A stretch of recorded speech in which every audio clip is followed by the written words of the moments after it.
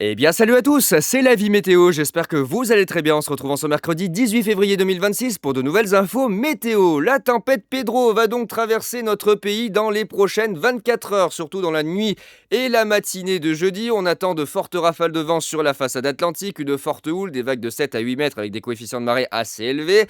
À nouveau, épisode de forte pluie du côté de la Bretagne, mais également sur le bassin aquitain et le Limousin. On attend 30 à 60 millimètres supplémentaires. C'est pas du tout une bonne nouvelle sur le plan des inondations et des crues. Il y a 4 départements qui sont en alerte rouge et c'est pas près de se terminer. Le calme devrait revenir normalement à partir de vendredi avec l'évacuation de tous ces systèmes dépressionnaires et le retour de l'anticyclone.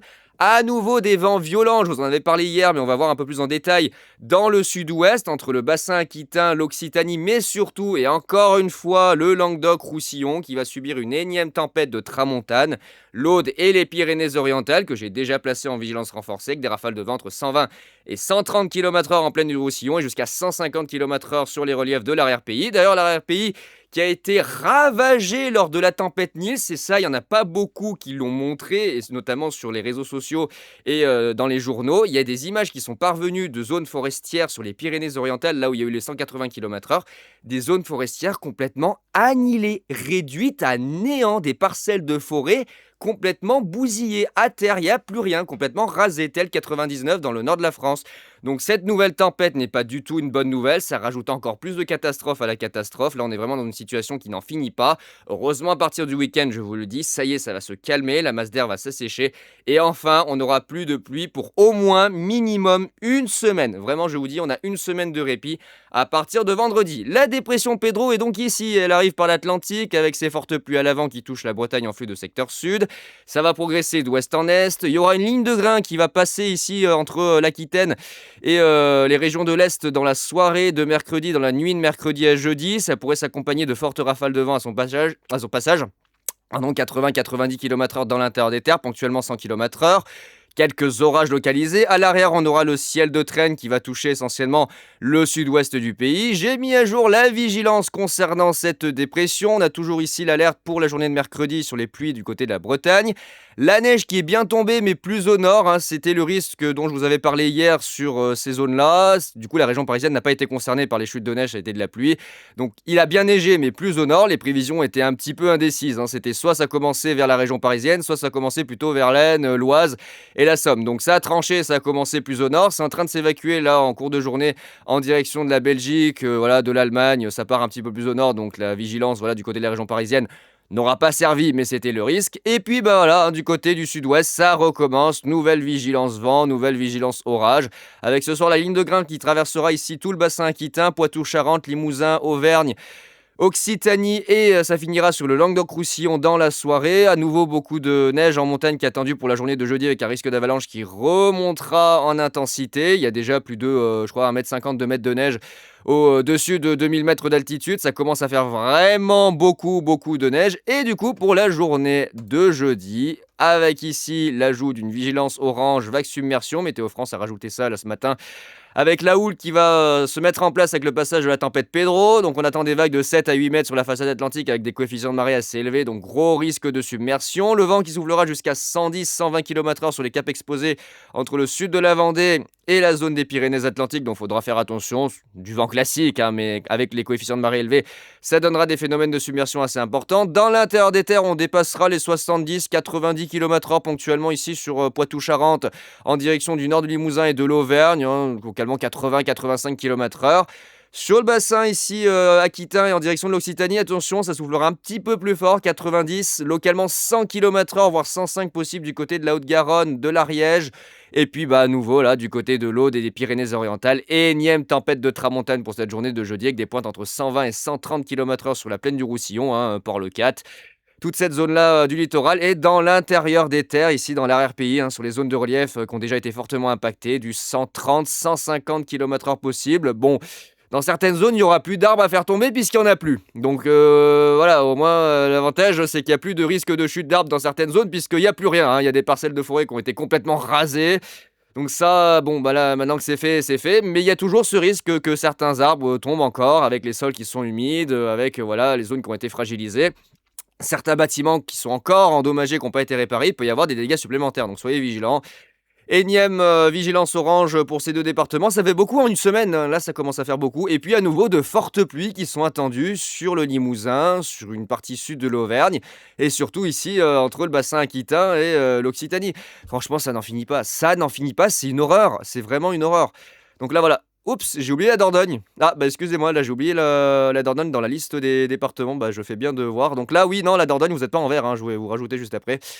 Vous faites partie de la vigilance modérée pluie inondation. Donc sur toute cette zone-là, on attend entre 30 et 70 millimètres rien que sur la journée de jeudi. C'est pas du tout une bonne nouvelle, sachant qu'il y a plusieurs départements qui sont en alerte rouge, hein. Vous avez le Lot-et-Garonne, la Gironde, la Charente-Maritime, et si je dis pas de bêtises, le Maine-et-Loire. Attendez, c'est bien ça, le Maine-et-Loire, qui est en vigilance rouge crue, et il y aura certainement peut-être un ou deux départements qui se rajouteront, je sais pas trop, peut-être la Loire-Atlantique, à voir dans le sud-ouest aussi, c'est tout à fait possible.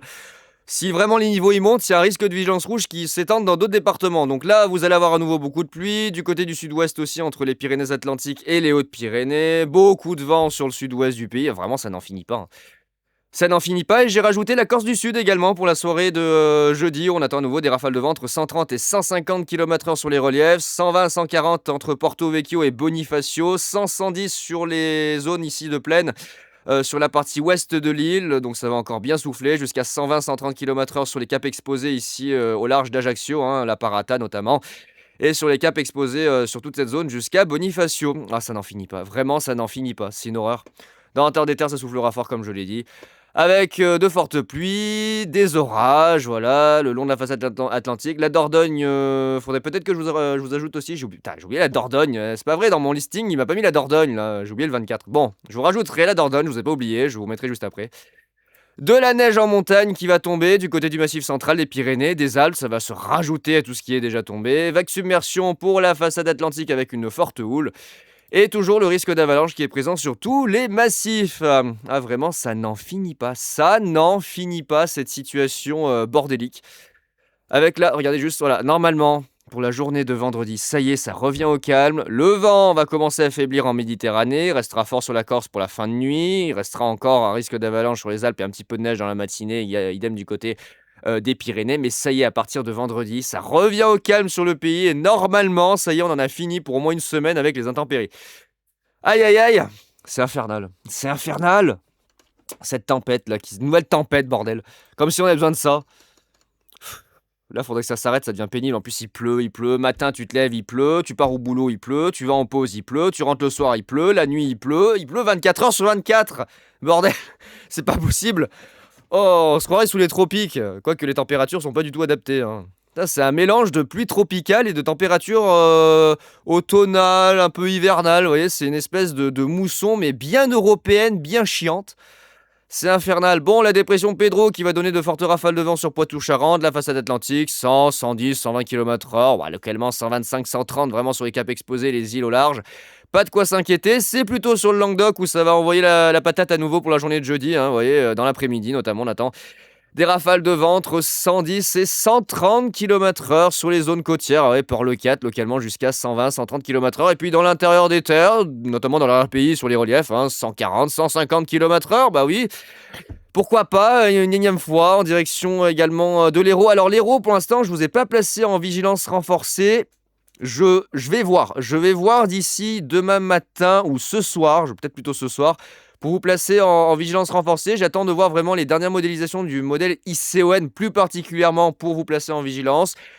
Vu les prévisions, il y a peut-être des chances que je vous rajoute. Pour l'instant, c'est pas d'actualité. Je vais attendre vraiment qu'il s'ajuste au niveau des dernières prévisions sur les rafales de vent.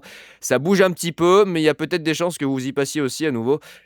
De ce côté-là, le Massif central, la Corse, hein, voilà, regardez, dans la notamment soirée de jeudi, on attend des rafales entre 110 et 130 km/h entre Porto Vecchio, Bonifacio, Figari, hein, peut-être 100-110. Sur l'ouest de l'île, 110-120 sur les côtes, peut-être 130 km/h vers la Parata, jusqu'à 100 km/h sur les basses altitudes. Les reliefs qui vont prendre très cher, le Cap Corse aussi, hein, la Balagne, 100-110. Peut-être passer la Corse aussi, la Haute-Corse en vigilance orange, mais vu que c'est plus localisé que les épisodes précédents, j'hésite un petit peu. Je verrai, franchement, j'hésite un petit peu. C'est annoncé le jeudi soir, donc j'ai encore jusqu'à jeudi matin pour me décider. Je vais voir ce que le modèle ICON nous propose. Après du Mistral et enfin retour au calme. pour le vendredi avec toujours autant de pluie, de la pluie, de la pluie, de la pluie. Regardez du côté voilà, du Limousin, sur l'ouest de l'Auvergne, Poitou-Charentes et Aquitaine, et de la pluie, la Bretagne, et de la pluie, et de la pluie, et de la pluie, et de la pluie, et de la pluie. C'est fatigant là, la pluie, franchement, j'en peux plus. J'en peux plus, et dites-vous qu'il y en a, ça fait déjà 2 mois qu'il pleut, hein. Moi, ça alterne, ça va, ça alterne. Il pleut pas, il pleut, il pleut pas. Mais dans le sud-ouest, par contre, il pleut tout le temps, hein. Il pleut en permanence, en permanence. Là, ça va aujourd'hui, c'est revenu un petit peu plus calme. Mais ça va pas duré très longtemps puisqu'on a Pedro qui arrive derrière. Et Pedro, il va faire du bordel. Pedro diabolique, Pedro possédé, qui va tout péter là encore. Oh là là, c'est vraiment, c'est un enfer. Faut que ça s'arrête. Faut que ça s'arrête. Stop là, c'est bon.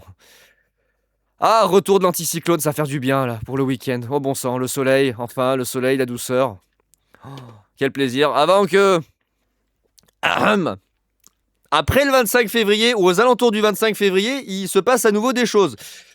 On l'avait vu dans le live d'ailleurs de dimanche dernier, hein. Il y a des petites choses qui se préparent après le 25 février. Je sais pas exactement comment ça va se mettre en place, mais regardez, il y a à nouveau l'anticyclone qui se tire plein sud et les dépressions qui tentent de revenir. Alors, on n'est pas au bout de nos peines, hein. Sur la fin du mois de février, le début du mois de mars, quelque chose me dit que ça nous réserve encore des choses pas très jolies. Bon, bah les amis, c'est tout ce que j'avais à vous dire pour ces infos météo du 18 février. Nous, on se retrouve très vite pour de nouvelles vidéos. Alors, pas dans l'immédiat, je pense que là, on va plutôt attendre le live de dimanche, vu qu'il n'y a plus rien à dire pour la fin de la semaine. Retour au calme, et puis nous, on fera notre petit live long terme et on surveillera la situation de la fin du mois de février, parce qu'à mon avis, c'est pas terminé. Là, il y a des choses qui se préparent, ça hésite sur les modèles, certains maintiennent l'anticyclone, d'autres pas du tout. Donc on n'est pas au bout de nos surprises. Eh bien écoutez, j'ai plus qu'à vous souhaiter une bonne journée. On se dit à très vite pour de nouvelles infos météo. Allez, ciao tout le monde!